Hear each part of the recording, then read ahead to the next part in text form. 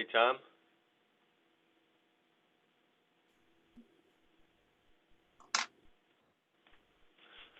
How you doing? Good morning.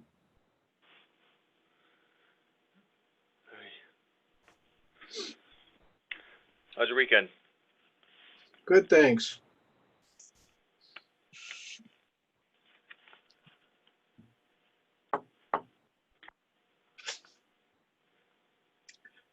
Who am I talking to? Eric? Yeah, this is Eric. Eric, I got to congratulate you on this work on the parking. The justification is nicely thought out and taking some of the good pieces of the Buffalo ordinance, very interesting. Yeah, they're pretty much held up as like a model of best practices at this point in planning. They put a lot of work into there. One thing I thought of when looking at this, do other municipalities dictate having some kind of electric charging stations at some point? I'm sure that there are some. I don't recall running into any when I was looking, just because I wasn't really looking for that. Yeah. That's the only thing I could come up with as far as looking forward. There are going to be more and more of those electric vehicles. Yeah. I think that, well, if part of the justification is that off-street parking or the requirements may create like an economic burden that limits what might get built and maybe potentially good things being built, requiring or parking in the charging stations would certainly, cost a lot more than even just your normal parking space, and it might limit what gets built. I guess depending on how it's worded, unless you offer like it as some sort of like benefit, like, provide one of them and you don't have to provide, 2 spaces or something like that. But I'm not sure exactly. Well, that's it. It may benefit whoever the owner of the lot is if it attracts people that got electric cars. I don't know. Yeah. Good morning, everyone. Morning. Good morning. Gary?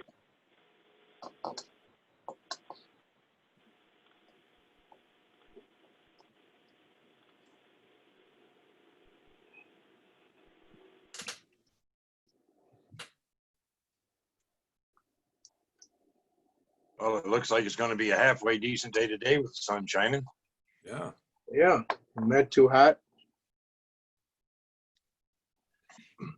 I've already accomplished a big deal this morning. I called the barber to get an appointment to get in. Oh, I'm going to do that later. Did you have any difficulty, or are they pretty crowded, or what? Well, he had one at 4:45 today, but he didn't have anything else till Thursday, so I'm going in Thursday morning at 10. Wow. I was planning on getting a shave too, but it turns out that's outside of their current boundaries.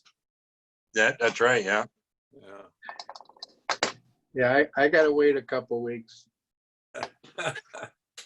Tom, is that you? Yeah. Holy mackerel. You give Santa Claus a run for his money.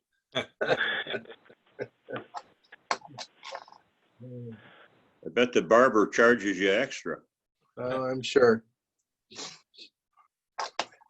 After he puts the weed whacker away, then he can start using his normal tools.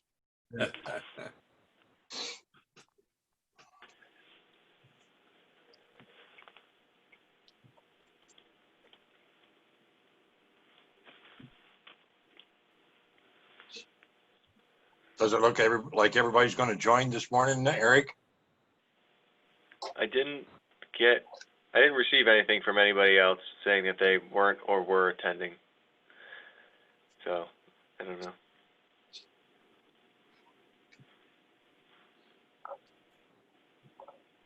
I'm sure Chuck will join us. He's usually here.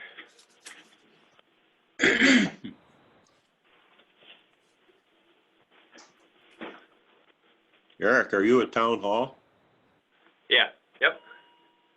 Many Back to work. there? Are there many people there? Or? Not really. I mean, it's maybe one or two more people than what it had been over the last couple weeks. I think there's still only one person in the clerk's office. Gene's here, and then the code enforcement officers are just in and out, really. Yeah. Well, there really aren't that many people anyway, so That's what I was Yeah. thinking. not a huge crew. But we do a lot. That's right. Absolutely. Morning, fellas. Morning. Morning.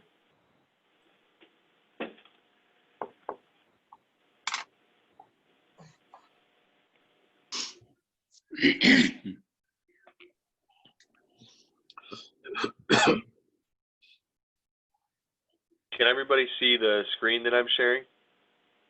Yes. Yes. And is it big enough for everybody to read? Yep. You mean for all us old guys? There's trifocals, Terry.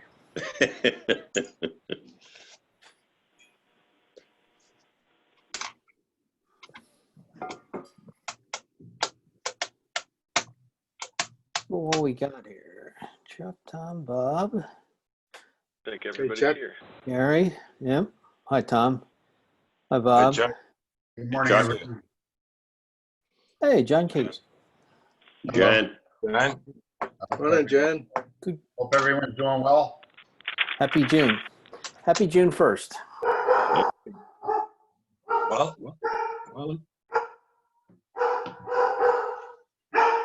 is that your dog, Terry? not mine. Yeah, monster poodle. Mine's out and back right now, so. It was a signal. It's 9 o'clock, so it's time to start the meeting, must be.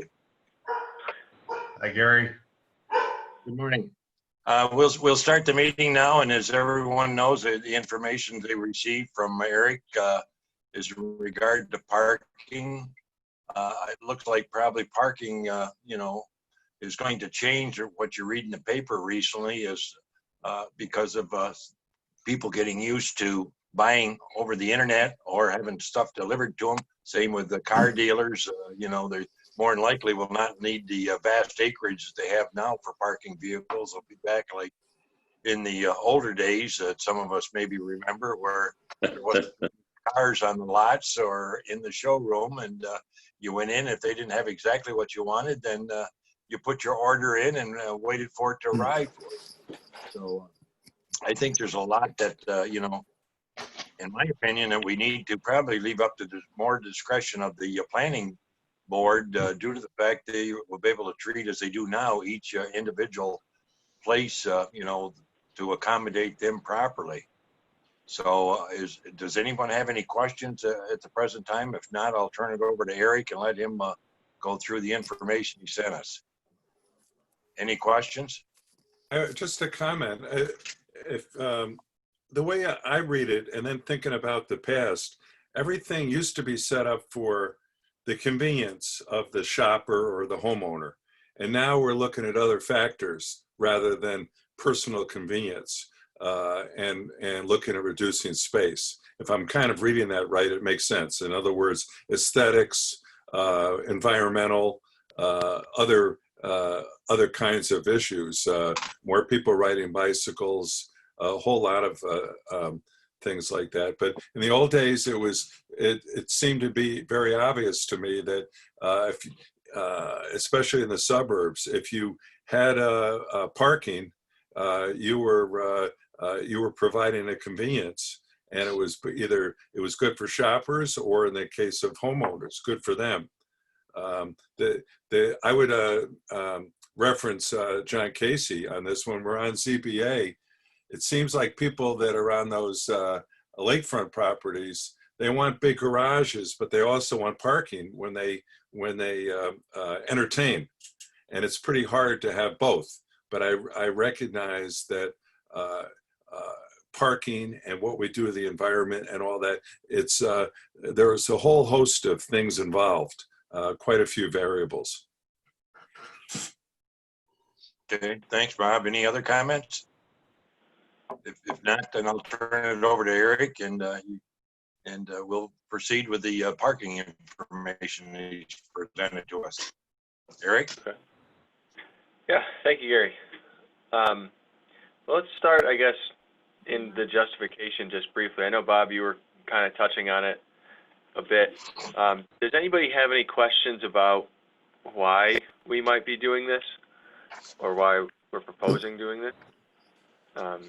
And anything within like the actual justification that I wrote up here that's unclear or that you want to discuss in this before moving to the actual draft code? I have just one suggestion, Eric, and it's a picky, perhaps stupid thing, but on the second page of the justification, the paragraph that starts out with parking, first line. Yep. After excessive parking, insert parking requirements can make. Excessive parking requirements in the first line there. You see what I mean? Oh, okay. Yep. and Right excessive there, park. right there. Requirements, yeah. Okay. That's my only thought. Does anybody have anything else on this one? I think after 30 years, it's time to take a look at this thing. Yeah. It's been that long. Wow. 1989. Jeez. Well, the points that have been made about, seeing empty, huge chunks of empty parking lots, certainly drives it home. Yeah, Yeah. and certainly see the error of our former ways.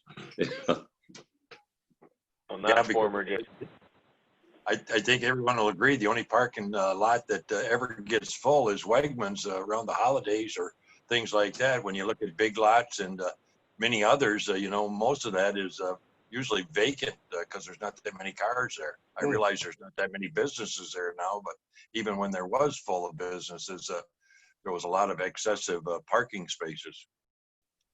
Yeah, Yep. true. So between the waste and the cost and the environmental impacts of large parking lots, I've suggested some revisions, which we'll look at now.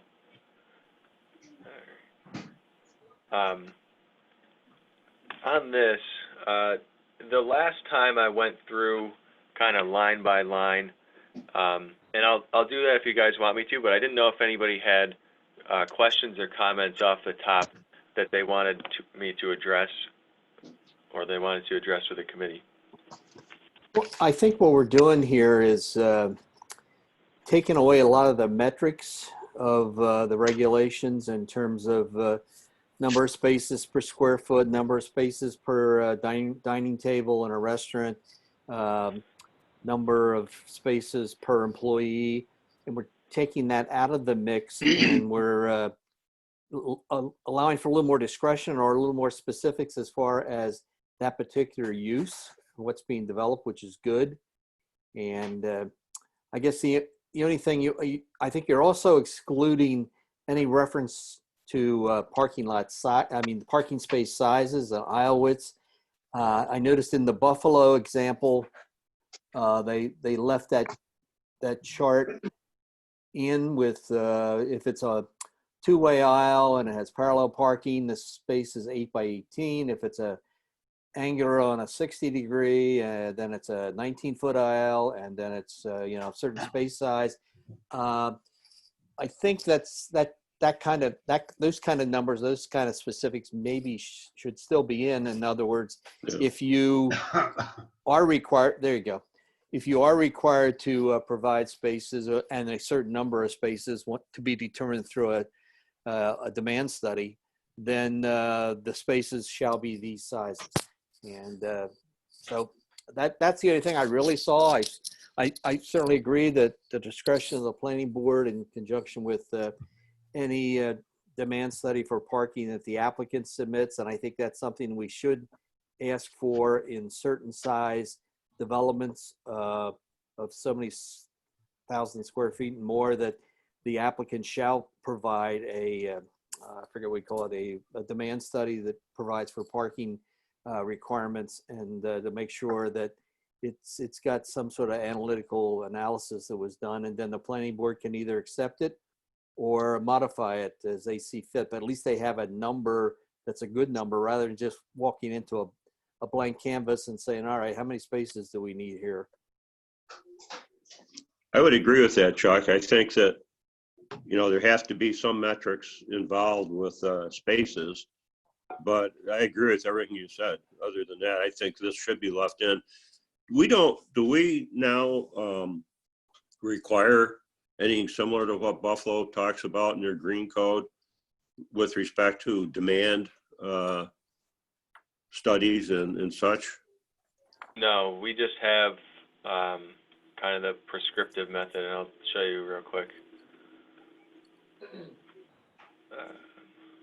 The one thing about the Buffalo study, if you noticed, it was done before the pandemic. So I would imagine they're going to probably be tweaking their somewhat too to accommodate, what's taken place since then. It could very well be. Now, is there any reason that we can't make areas at parking lots for bigger vehicles to park in like you do with handicap and things like that, so that all of your parking spaces aren't large enough to accommodate these big SUVs and things like that? Or we can't, or can we do that? I'm sure you could. I mean, we currently do require, larger size spaces, that accommodate the larger vehicles. I guess in this instance, though, would that be more appropriately handled by the planning board themselves? Right, yeah. In their review? And if a developer came in to build something, they might use the smaller spaces, or if they think that it's going to be like a farm and tractor store, more appropriately, they might want to add some of the larger spaces because they're going to have more trucks coming in there than they are compact vehicles. Mhm. I would think that they might accommodate that in their planning. I've got one area that I'm not sure of, and maybe it's worthy of discussion or whatever. It's the medical offices, people going in for treatments, appointments, whatever. I know when you go to Thompson, for instance, the non-handicap parking, you're pretty far away from the action.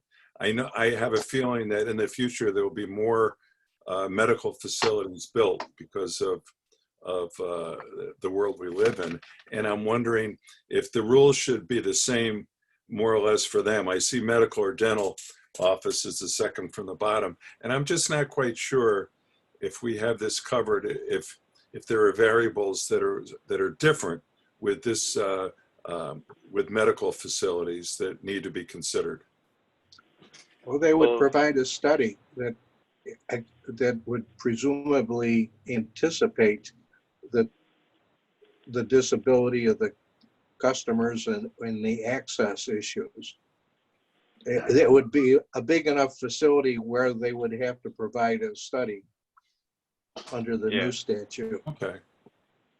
They would get more specific consideration under the revised code than they would currently that treats Okay, all so the medical. burden would be on them in the planning to get it right. Okay. Yeah. Okay. Well, they would show Is that study. metrics, Go ahead. is that metrics you just shown on the screen, Eric, part of the code?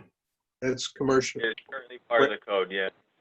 present So, code. putting that down in the code presumes that we know more about the requirements for the parking of these individual entities than the developers that are building them.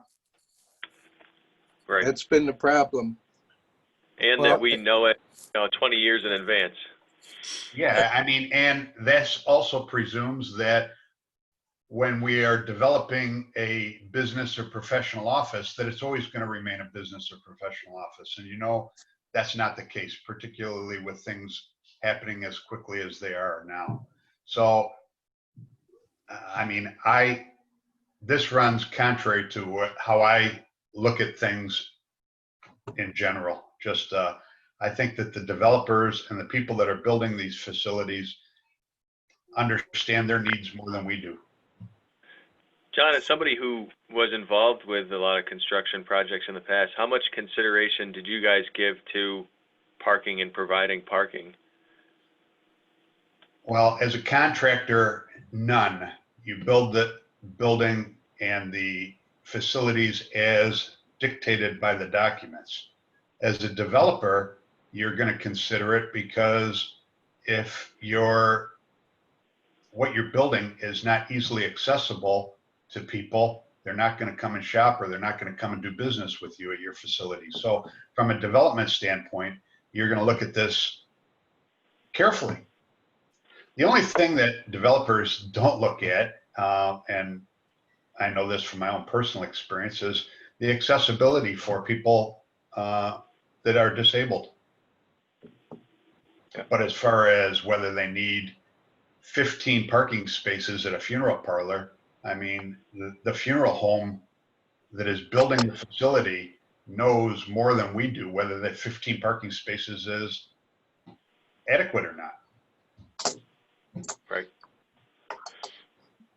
Okay. Well, this one would be. I hope I answered your question, Eric.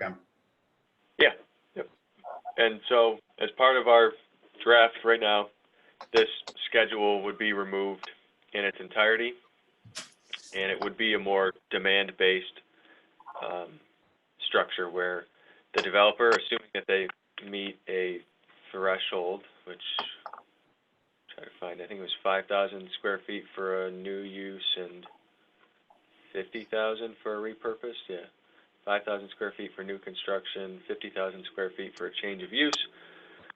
Or if the planning board felt it was necessary, then they would provide a demand study to show that they're accommodating parking appropriately. Do you think 5,000 square feet's too low a threshold? I mean, Jan, what do you think? Well, I have mixed emotions about this, to be honest, because I think in some instances, 5,000 square feet might not be small enough. You know, it all depends the environment in which the building is being constructed. Yeah. You know, if it's in a very dense urban area, 5,000 feet might not be low enough. But if it's in a more suburban type area where it is not as dense, yeah, then 5,000 feet, Tom, I think is adequate. But you know, it depends. So as an example, and it's not in our area, but you got that old mobile gas station, you know, in the city of Canandaigua as an example. I'm using it as an example, just coming to the top of my head. You know, I don't know what size building they're going to put there, but you know, if someone was going to go and put a 4,900 square foot building there, you'd still want to look at the parking requirements. And we might have some areas like that in Uptown where we want to look at those also. Yeah. So I don't know. You can always try it at the 5,000 foot level and see if it's adequate, and then make modifications later if you find that it's not low enough, yeah. or it's too low. Yeah. What about asking people that, you know, come in with a proposal to actually prepare a demand study? I mean, people that are developing some area probably are working with some engineering firm who probably has knowledge enough to, you know, conduct a study like that, you know, and present the data for the planning board to consider. Well, then if you get a little mom and pop store, Terry, how do you address that one? Well, probably a mom and pop store, if they're building it, I don't know, maybe I'd still consider it, but if they're taking over an existing building, I mean, most little stores that start up move into some facility that's already standing because they don't have the money to build from the ground up. Well, I'm just asking, you know, if you give the planning board that discretion, I guess if they believe that you know, someone wants to put up a 5,000 square foot building and said, well, I only want 2 parking places. Well, I would question that and say, well, I think you ought to do some analysis for us to,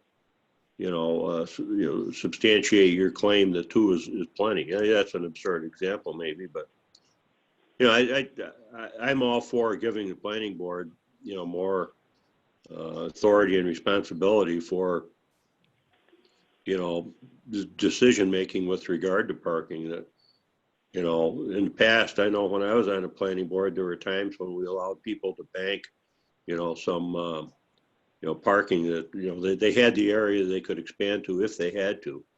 And, you know, we reduced the number of spaces that typically would have been required. And probably with a place like Tops, I don't know, maybe we should have done that with them even more so than what was done. I think it went from 4 acres down to 2.5 acres, something like that, Eric. Isn't that in one of your attachments here?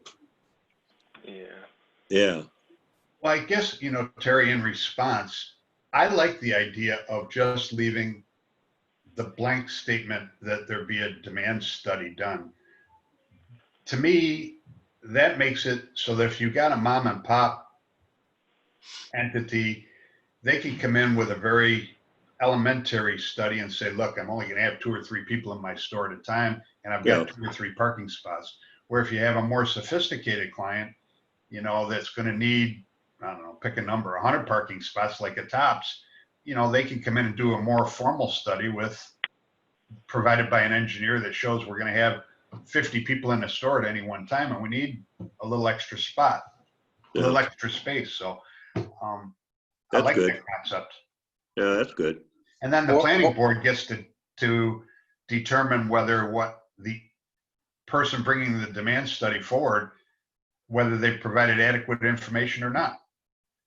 Or again, the mom and pop could be adjacent to a public parking facility or on the street parking. Sure.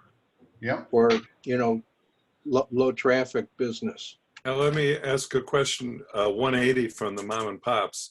The car dealers, when things start going good again for them, and I don't know when that's going to be, they want more inventory. They want to create more space sometimes to have more cars on their lot. That's, the Van Bortle model, the more cars you have, the higher your volume, that's the key to success when things were going good in that.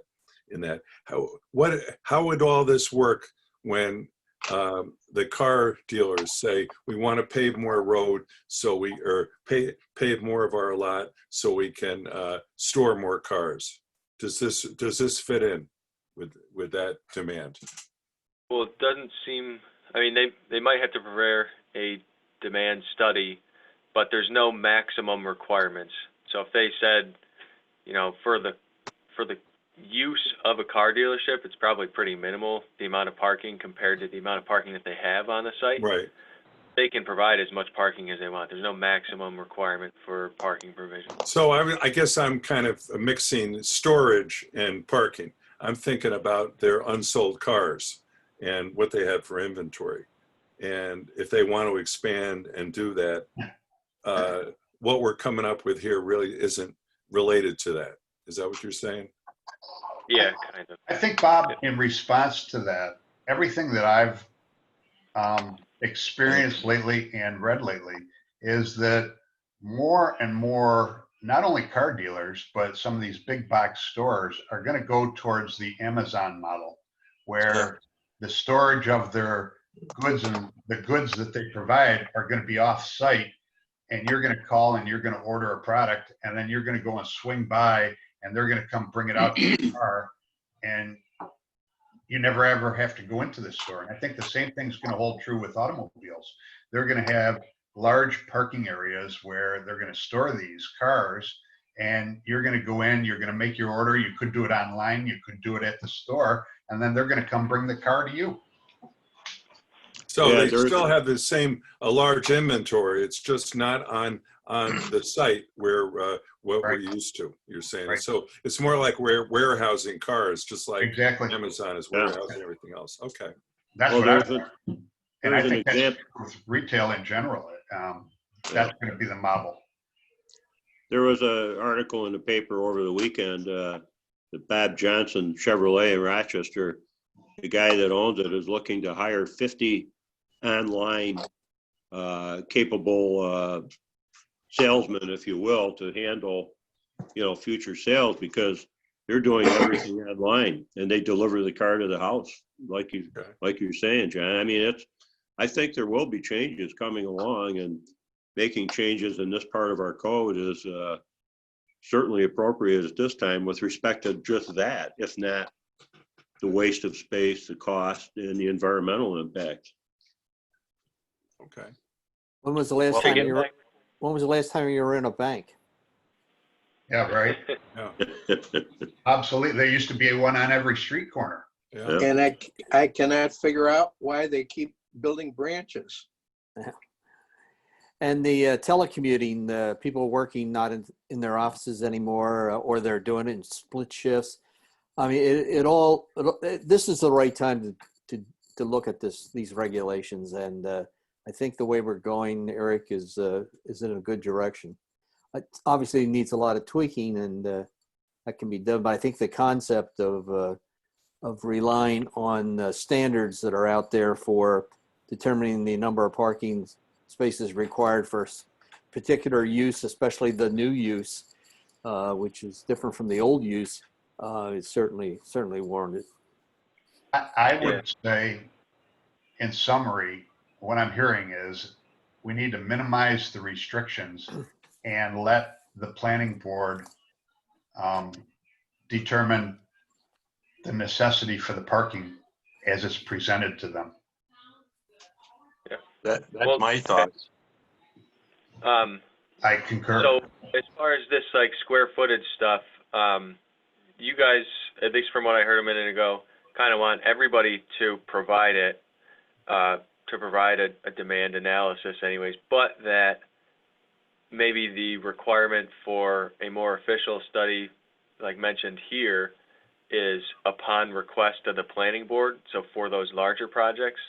But if, say, a mom and pop store came in, they could do more of a simplistic analysis and say, we've done this business before, and, only a couple people show up here and there, rely on their knowledge as opposed to the ITE standards. But larger project, then the planning board can say, we'd like to see this, please provide. I think you provide that in subparagraph C there, below B. Right. Down. Yep. But essentially what I would do here to make that revision is remove that from here and put it down here, so that it would say applicability, all projects shall provide a parking demand analysis, and then, upon request of the planning board, it shall be calculated based on these standards. Does that make sense? Would we add into this someplace the those parking patterns that were in that Buffalo Green Code? I mean, as an example of what we want to see in those cases were appropriate, or would we just I would think that this might be a better addition to the site design and development criteria than to the town code. Would you guys agree? That's good. Yeah. Just so it's there as an example of what. It's a guideline, yeah. Yeah. There was one other, someplace, I can't remember at the moment, Eric, where it occurs, but at some point in one of those attachments, it says that the parking area shall be concrete or asphalt. There's some newer techniques being used, permeable. Porous pavers. Yeah, I mean, is that something we should consider adding in as not a requirement, but as an alternative that would be accepted? That is. I know it says that it's got to be made of like a durable surface. Yeah. That. That says Yeah, can't remember it's exactly where it is. 17422B, I think, is all parking areas past, except when provided in connection, shall be surfaced with dustless, durable, all-weather pavements such as asphalt or concrete. And I agree, Terry, I think the option for a paver or a paver that, or a grass, there's these combination of sort of grass and pavers. It has enough support Yeah. to support the weight of a vehicle, but not to the point that it looks like a non-vegetative surface. Did you find it, Yeah. Eric? I'm sorry. Yeah, I think it's this one right here. It's on the screen, yeah. 17422 parking loading areas and site access, paragraph B. Oh, well, that's Oh. a different section. Oops, Yeah, sorry. dustless, durable, all-weather pavement. Yeah, such as asphalt or concrete or I don't know what you call it, some permeable.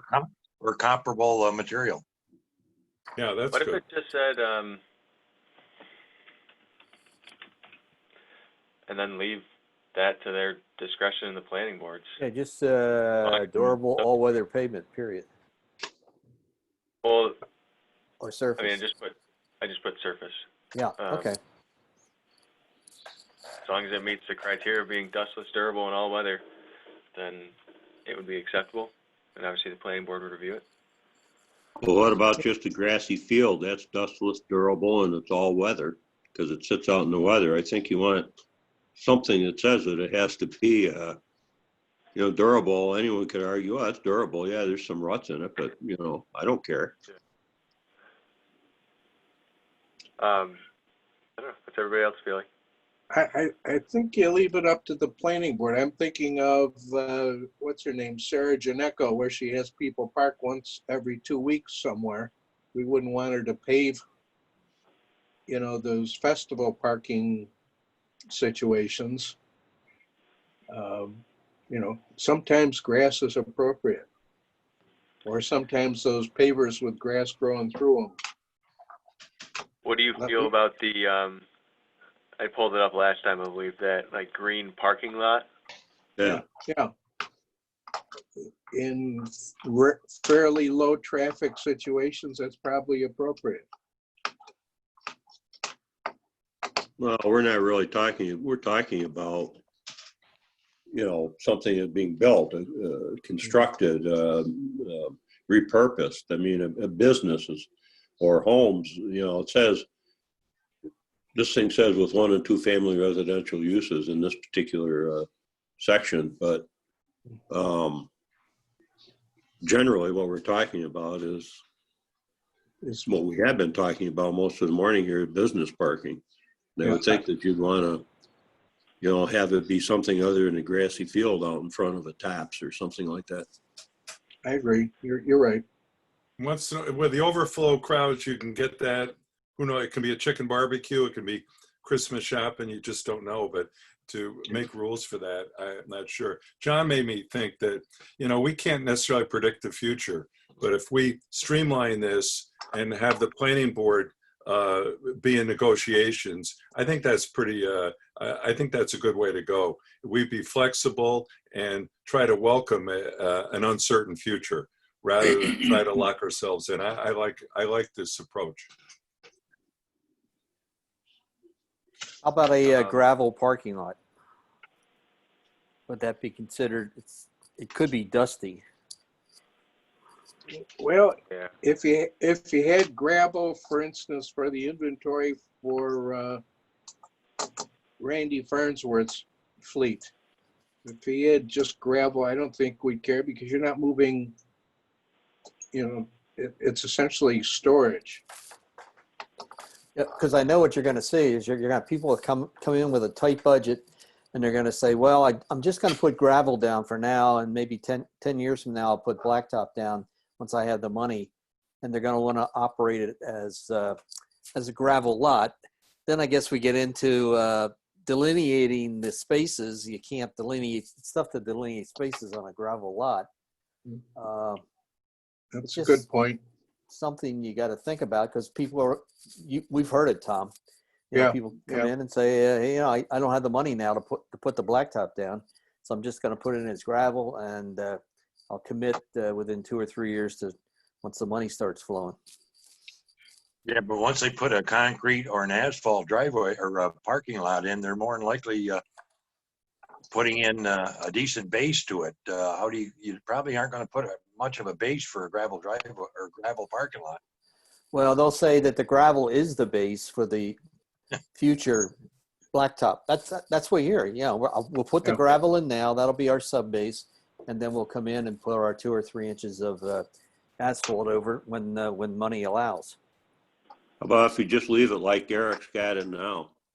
Yeah, that I'm If the comfortable surface with was- that. Yeah. Dustless, durable, all weather. Yeah, Okay, well, again, it can be at the discretion, I guess, of the board.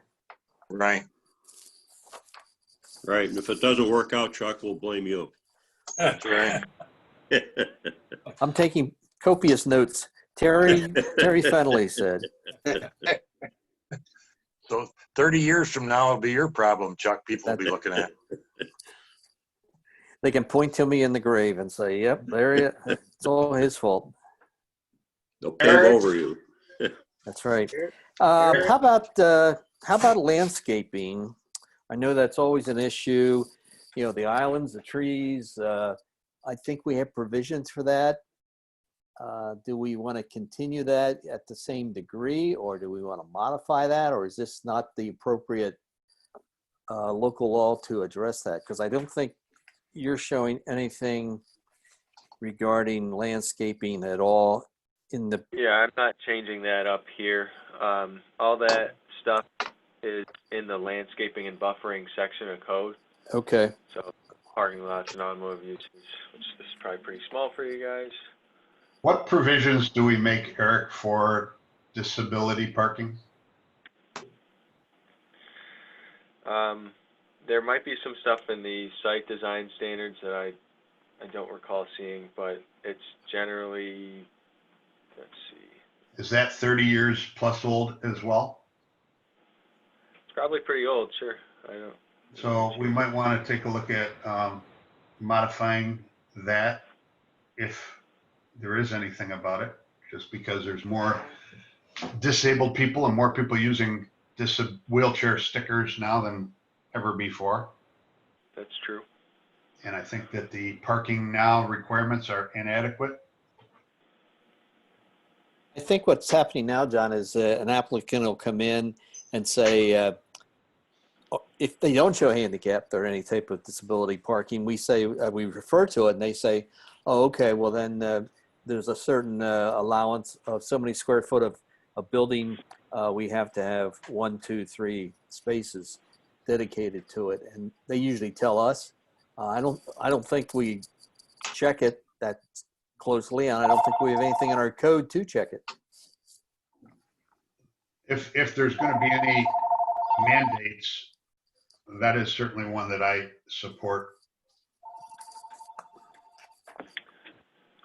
The problem now, just in general, just for everyone's edification, is that anyone now can basically get a note from their doctor and go get a wheelchair handicap placard, the kind that you put around your rear view mirror.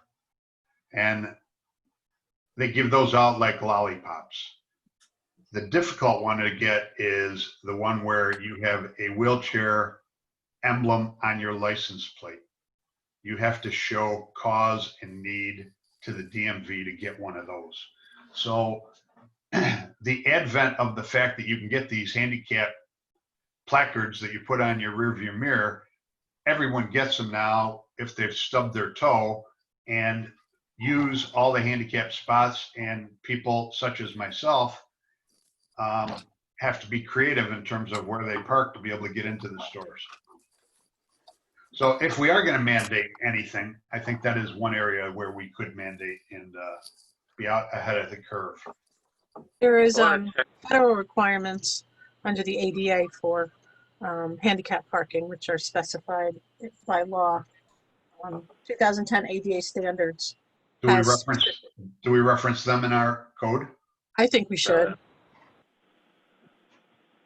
But I agree with John, there's way too many people out there with handicap stickers that are really not deserving of them, or at least are overused. It's very frustrating. Well, it is. We've noticed that myself because of my wife's situation. We had to get a placard to put on the rearview mirror, as John was discussing, and frequently the places, and even Wegmans, I mean, they have quite a few places, but they're usually full. I mean, it is a situation that needs to be looked at. It's I certainly think- a bigger issue than we can address here at this morning's meeting, but Probably. yeah, Right. I just want to make sure that we have some reference to it or some minimum standards to address it. Jen, how about we at least eliminate the maximum requirement, which is kind of a weird thing to have, Yeah, you know, up to 10 spaces. I agree with that. Mhm. I think it's just as for the future in design, and like you're saying, this is probably too much of a discussion for here, but something to keep in mind.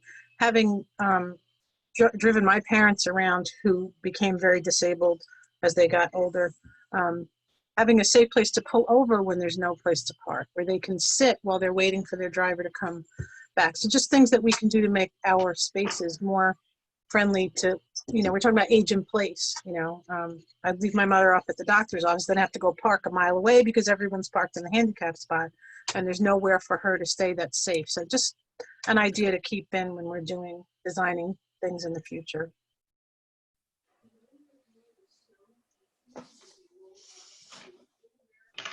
Didn't mean to stop the discussion. Okay, yeah, I think just to conclude it, I mean, Eric, if you could just put some reference to ADA, that they meet the minimum ADA requirements in our code, I think that concludes our discussion as far as I'm concerned.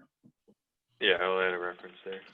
And those requirements are also if areas are restriped. So even for existing parking lots, if they restripe, they have to abide by the guidelines. Okay.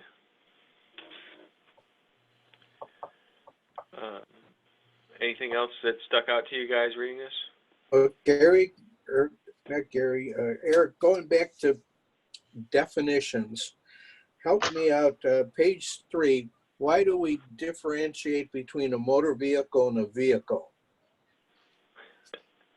What is the difference?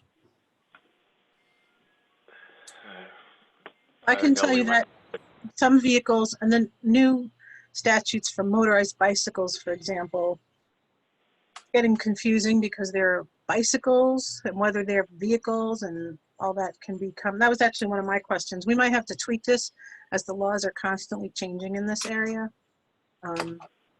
Having done DWIs, people driving motorized bicycles, the question was it a vehicle? So I don't know. It's propelled by other than human power if it's an electric bike. Right. Well, that was the question, but you don't, as the new law as of August 2020 will be that it does not have to be registered, which would seem it wouldn't be then a vehicle. But I think the statute was written poorly and may need to be revisited. But we don't even mention registration under vehicle or motor vehicle. No, I know, but I'm saying when a lawyer is looking at this and there's no specific definition, they refer to other statutes for guidance. So I'm just thinking we should have an all-inclusive, one single all-inclusive definition rather than have two that don't seem to differentiate themselves. Yeah, they're relatively similar, but do you think that this is the appropriate space for it? Okay. I know that we had a long discussion about this when we were doing our, I think it was the junk cars one. Yep. About the different definitions for vehicle and whatnot. And before we make any changes to it, I definitely want to revisit that and see why we kept it this way, because I'd imagine there probably was some reason. Or is Kathy suggesting maybe have our definition coincide with the vehicle and traffic law? Yeah. But do you guys want to hold off on that, or at least just Yeah, making that? that's not a Yeah. big deal, but I, not a big deal. Was there anything else that you had, Tom? Hold on. I'm looking.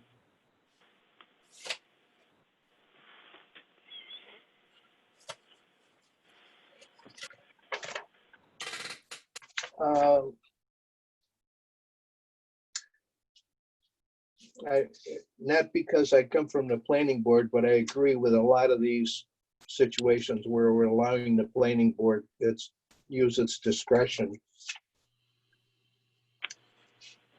I did bring up the thing about charging stations, Eric, or thinking about whether we should have that in bigger parking lots.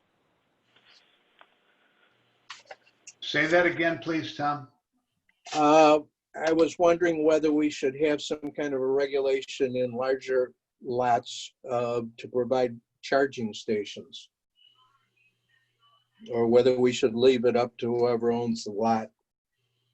That would be my preference. Me too. Yeah.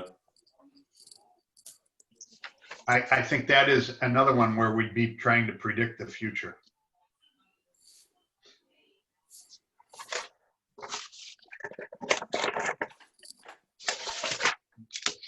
It's again, something for the future, but when I'm reading this, I'm thinking, how do we undo the harm that we've done in Tops, in Raymore and Flanagan, in Roseland, and the parking up there by Uptown, where we've got way too many parking spaces? Do we let the owners develop out parcels so we use up the parking, or do we mill up the parking lot?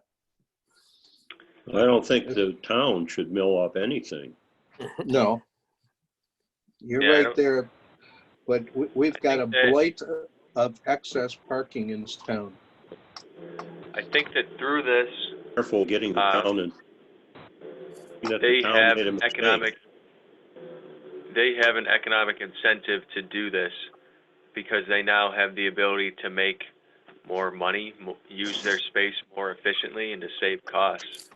So that should incentivize people to take advantage of what's currently wasted parking in some fashion. I would say that if somebody that has a large parking surface or storage surface for cars or whatever, if they wanted to come to the town and say, is there some way I could get rid of some of the space and return it to a green area? The town would be interested in talking to them about that, and, ask them to provide, some kind of demand study that would indicate what the true demand is. And then if they wanted to rip some of it up and get rid of it, I'd go through the planning board process to do something like that, some mechanism like that. It's an interesting aerial that Eric's got up on the screen right now. A lot of empty spaces there. Well, probably the latest one that we're all familiar with, the ones that lived in town for a few years, is Roseland Park. How much added parking spots that they have compared to what they really need. Yep. Parkway. Yeah, we have a lot of parking, but obviously we can't fix the city's rules. I will say that the city is going to look at that too. It's in their comprehensive plan to review their parking standards. I would think those property owners would come in and say, I'm going to put an outbuilding there. I'm going to put a small coffee shop, something, build a separate building, because if those parking spaces aren't required, I might as well turn it into some sort of revenue. Yeah. Leave it up to them. Yep. I think they're smart enough to realize, especially the economy being the way it is, they've got to maximize their assets. I think unfortunately right now, people are struggling with what do they put there? What's going to attract business and how they're going to generate revenue and money? I don't think anybody has the answers right now. No. I think there's going to be a lot less retail in general moving forward than there is today. I agree with you, John. That's correct, John. I think some of the design things that are coming up with the form-based code for the uptown area will be interesting to see for the rest of the town. Everyone that's been involved in that sort of agrees that these gigantic parking lots in front of businesses don't really necessarily attract people who are traveling, 40 or 50 miles an hour along 332. So it's definitely changing. And as those areas develop, it will, I think, set the tone for other developments throughout the town.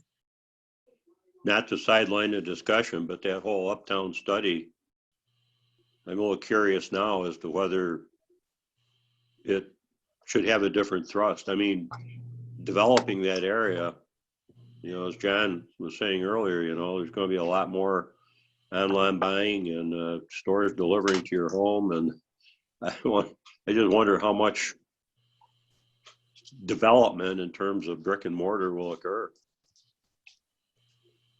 Yeah, I mean, the trends as I'm reading are away from the big box stores. And if we're doing townhome type things to more walkable type of smaller establishments, if people are living and not wanting to drive, which is part of what we're talking about with parking lots and things like that. So as it develops, people that move there will sort of dictate businesses, I think. It goes both ways, right? Oh, yeah. We just have to make sure we build in a lot of flexibility. Right. Well, that's the benefit of the form-based code. Right. And, it's like the goal of it is to build a livable community and not just a place that you would go to shop, because it seems like those are the places that are struggling to get by. Unfortunately, I think what we'll see is a lot of the present businesses no longer be in existence. So we'll have a lot of vacant stores.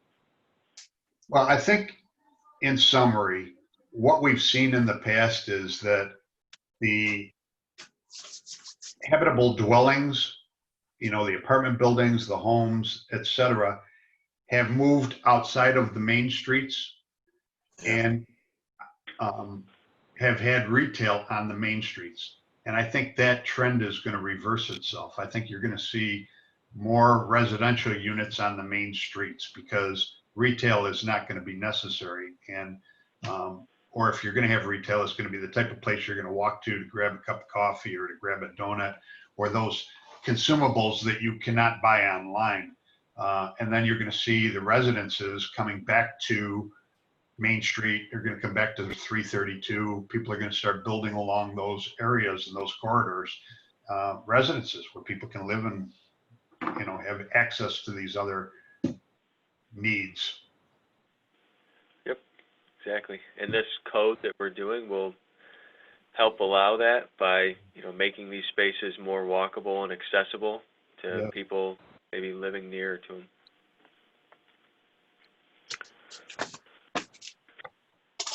If I could just go back to a second to the ADA thing before I forget. New York has its own requirements in addition to the federal ADA guidelines. So if we're going to change it, make sure it says federal and whatever, requirements, other requirements are out there, wording to that effect. Thank you, Kathy. Eric, you mentioned was just- lighting of these off-street parking areas. You think we should reference our code? Of course, we don't have our new ordinance and our new law in effect yet, but there should be some sort of references to how those lighting standards are applied. Sorry, being like dark sky compliant. Yeah. Or how about the lumens and the cutoffs and all that? Refer to the code. This says, what is that? ED. Section ED. Lighting. It's kind of a general statement, but I think if we don't want to show the details of what the standards are here, at least have a reference to them. Okay. Yeah, it's on page 13, top of the page, where it talks about lights used to eliminate off-street shall be so arranged and so on. Perhaps a reference to the updated code on shielding and lumens. I will add a reference to the lighting section of code there. Good. Yeah. And do you think, the last thing I have, do you think we ought to have a procedure as to how we determine if land banking is permitted? Or is it just going to be at the discretion of the planning board? Or at least say that it can be offered as a alternative. I don't think the statement of land banking is mentioned anywhere in here as an option. Is it in design standards? No, it's not in the design standards I worked on, no. Isn't it? Okay. I know it's something we've always leaned on. Okay. Well, I think we always said this is the number of spaces you're required to have. So we'll allow you to construct X, and X plus Y. Y will be the land bank will be what you're required to have, of which Y will be in a grass banking form. Right.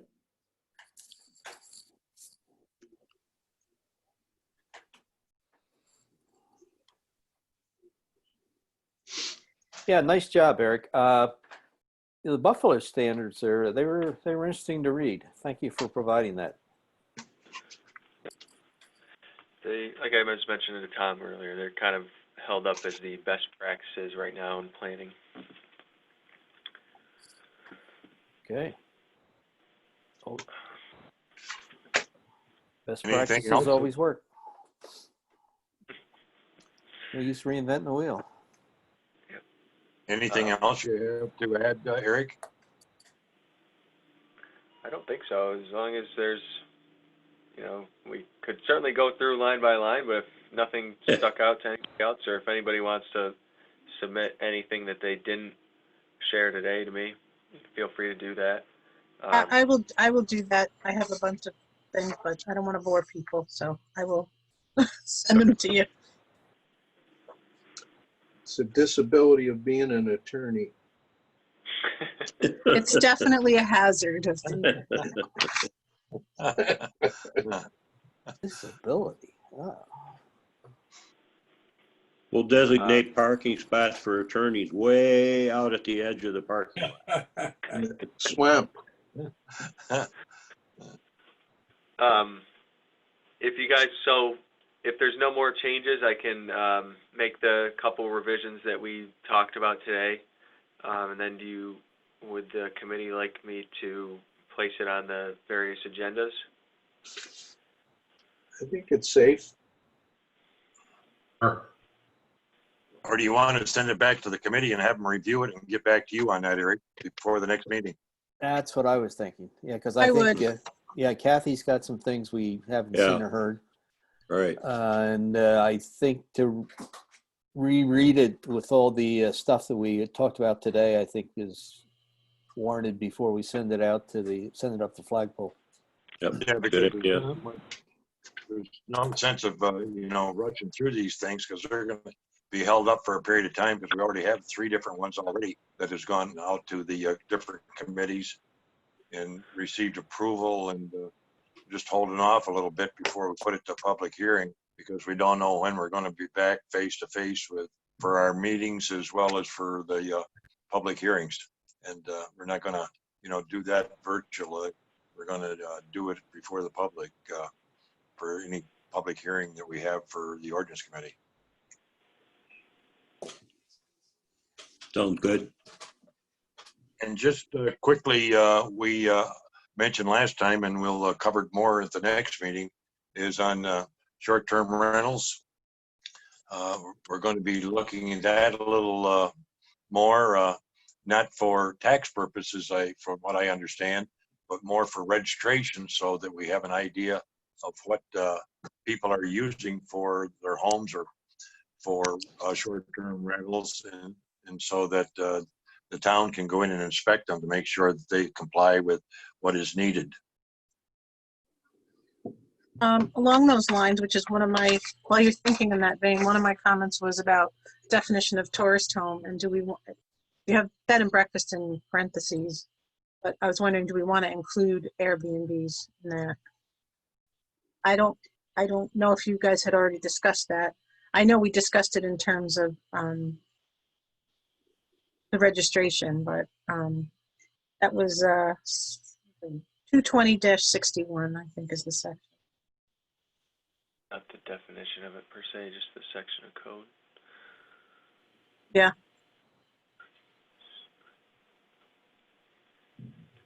There it is. Are we creating, this is again where we're creating different requirements for bed and breakfasts versus Airbnb, when really the only difference is that with the B&B, the owner lives there. And the other requirements, but in terms of parking. Since one of the problems that people complain of is with the Airbnbs with parking. It's an opportunity to address it. I don't know if I have the answer, but that was one of my questions, is there a reason why we're specifically excluding the other types of tourist homes? The way that it's been. I don't know the reason for it. Yeah.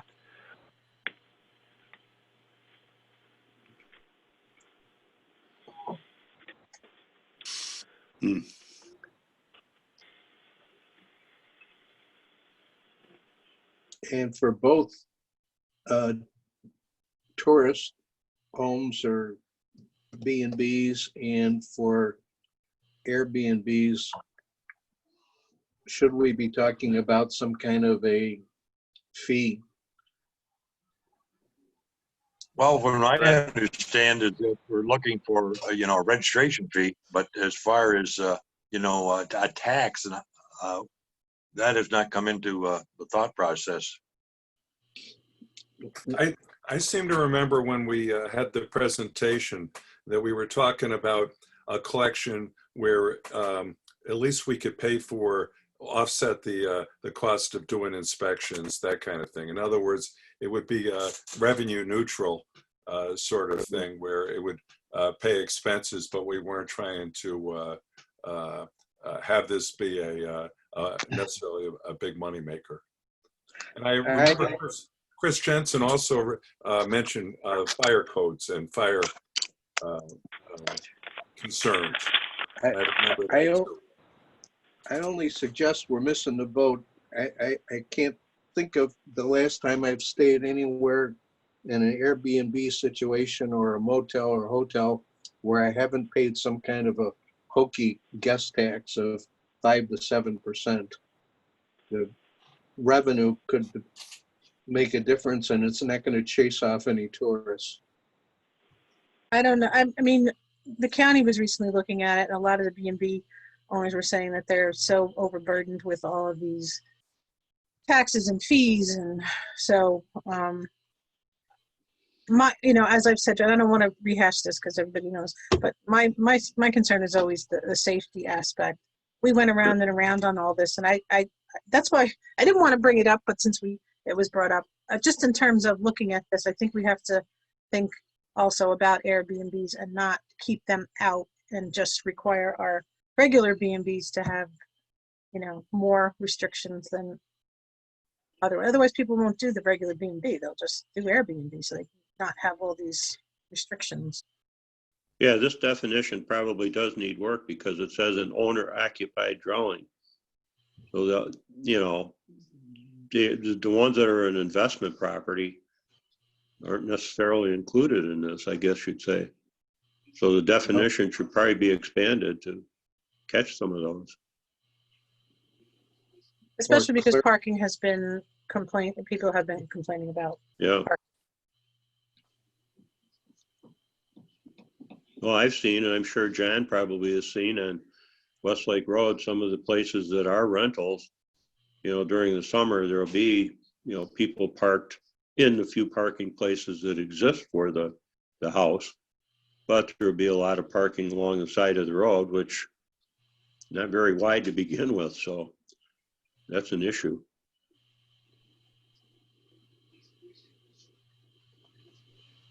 Absolutely.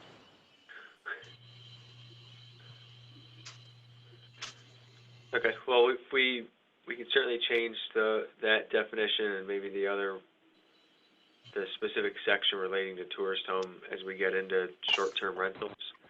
just because I think they really overlap there, if that makes sense. Sure. I lost my connection for a minute, so hopefully you didn't, talk about, we did have two different companies, as you remember, that made presentations to us, and we certainly can, talk to them again in this regard. But for the July meeting, we can go over the different information that Eric is going to do for the parking, and also we can talk on the short-term rentals. My only Everybody- comment about the short-term rentals is that that whole industry has been and is going to be impacted by our recent events. And I don't support adding a tax to it because I think that is just going to become even more burdensome for people. And I think we need to be thinking of ways to cut costs rather than to continue to tax in one form, and taxes in one form or another. And when you add cost to people, it's a tax. So that's my 2 cents on that matter. Yeah, I mean, the other side of the equation is always that, with revenues, sales tax revenues crashing in the last couple of months, money has to come from somewhere to pay the bills. So I'm not in Right. favor of ever raising any taxes for anyone, but we have to obviously keep all things.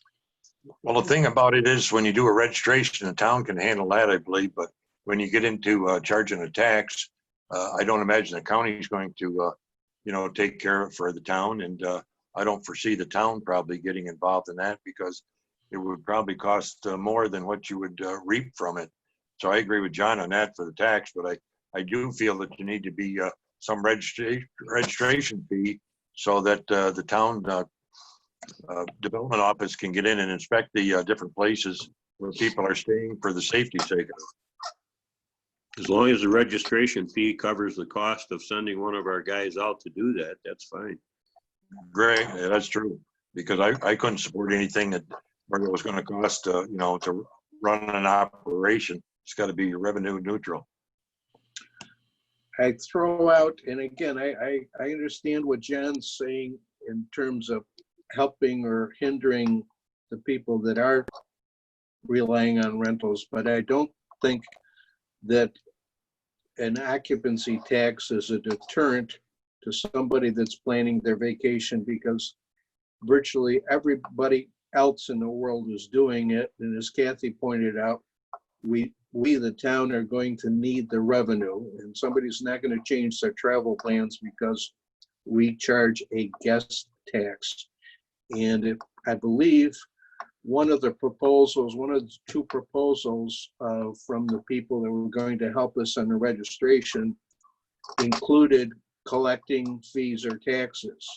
So it wouldn't be done by the county, it would be done by the registration organization that we might choose to hire. I just think as a tourist, you come to expect it. Any place you go, I can't think of the last time I've gone somewhere where I haven't paid some kind of a guest tax. And we're missing the boat as far as revenue goes, and it doesn't hurt the business, I don't believe. How does that work for, like, if somebody's doing a short-term rental, but they're not doing it through an online platform that I assume would collect the tax for them as part of that payment process? If you're not working through them and you have to levy the tax and then, I guess, send it to the county, how's that process work? I don't know what the collection process would be, but I'm going to tell you, in Georgia and South Carolina and Florida, they all collect them. I guess my question there is more, How do you do it? Yeah. Yeah. It's more of a burden on the people who aren't in Airbnb and whatnot. But how much you consider that, I don't know. And is that the minority or the majority? I don't know.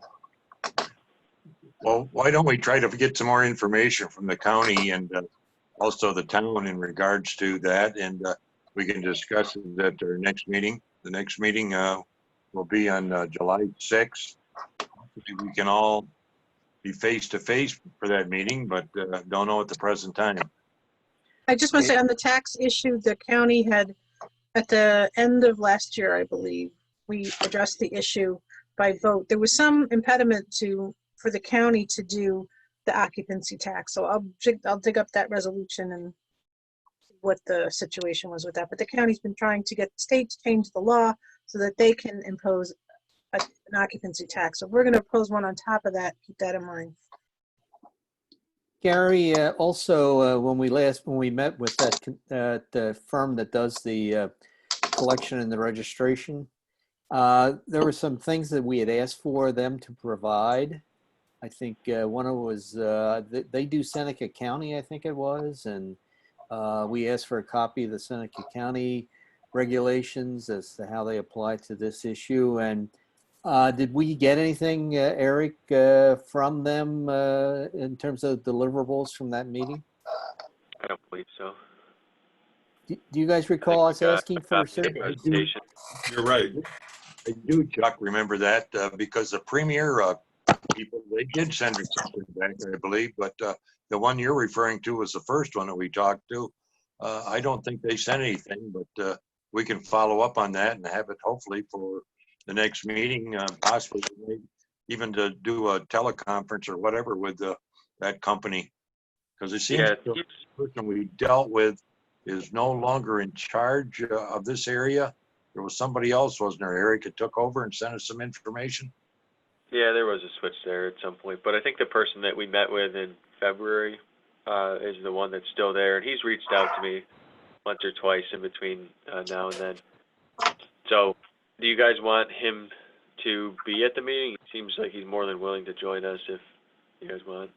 No, I otherwise. just recall as we went through the meeting and through his presentation, I can remember Terry one time saying, could you give us a copy of that? And I can't remember specifically what it was. I do remember he showed all his references and we said, oh, I think Seneca County was one of your references. And could you provide us with the documentation or the wording as to how their regulations are laid out? And he said, yeah, sure, I can get that. And then I think we dropped the issue as a committee. So if we could follow up with him and see if that information is still available, I'd appreciate it. We can do that, Chuck. Thank you. Because the one you're referring to was a person that didn't attend the meeting in person. Is that right? Because the one we had in person was from the premier. Right. Yeah, that was the young lady, yeah. And you're right. It was a conference call, but he shared his PowerPoint with us, and he was going through slides, and we were asking, well, can you get us a copy of that? And he said, sure, I can do that for you. Okay, You're right. Eric He wasn't there in person. You're right, Gary. So we'll try to see if we can get him on the program for July 6th, and we'll also look over the changes that are going to be sent into Eric and the changes Eric's going to be making after today's meeting. And we will discuss that in the July 6th meeting also. Is there anything else any committee member wants to bring up? If not, then it's like a motion that we adjourn the meeting. So moved. So moved. Second. Second. Third. Made second. Any discussion? Meeting's adjourned, and thanks for everybody for attending today's meeting, and see you hopefully in person on July 6th. Amen. Adios. Very good. Okay. So long. Good day. Thanks, everyone. Bye now. Bye, guys. Hey, Kathy. Yep, Kathy.